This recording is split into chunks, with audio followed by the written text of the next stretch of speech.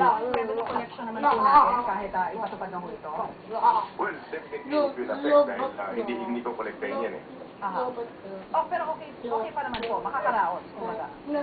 Oh yeah, ang epekto niyan dun sa ating budget deficit, no? Aha. Pero ang nilawin natin, ito yung itong 70 centavos na to, the result reduction of imported petroleum products na liquid coming from ASEAN countries already, in-enumerating countries. So, essentially, that should be Singapore, yung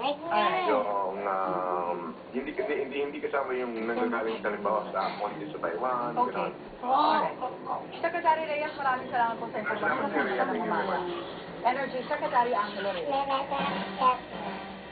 Mga deboto magiting na Nazareno handa na muling magsakripisyo maisakatuparan lang ang kanilang panata. Sa tansya ng Manila Police District, aabutin ng 10 oras. Naka 1 minute na tayo. Mula Quirino Grandstand patungong Quiapo Church. Narito ang report ni Cesar Apolinario.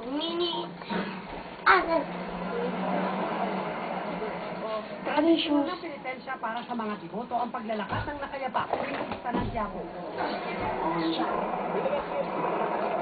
Pero ibahin natin ang 4 na dekada ng debotong sumanggulo dahil walang mga paka. Tanging ang trolley na ito ang gabay niya.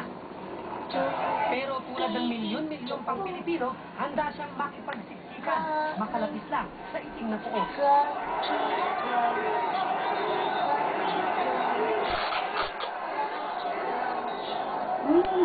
Ano kanya eh, tatanggapin niya kahit sino pa man. Sarili ko pa naman, walang hindi hadlang sa akin to. Kaya kong kumilos, kaya kong kumalaw. Hanggat ano yung kaya ko, yun ang gagawin ko, maano ko lang sa kanya. Ang samaang batang erbosa ng Tondo, ibinida ng t-shirt na susuotin sa mismong pista. Taon-taon daw, karamihan sa grupo nila, nakakahawak sa buong Nazareno. Yun yung talagang bukod sa kalooban natin. Talagang mahirap. Pero talagang nakapagsiksikan kami doon. Makapunta lang kami. Para sa po natin Nazareno eh. Ayon sa MPD, posible raw abutin ng 10 Okay na ba?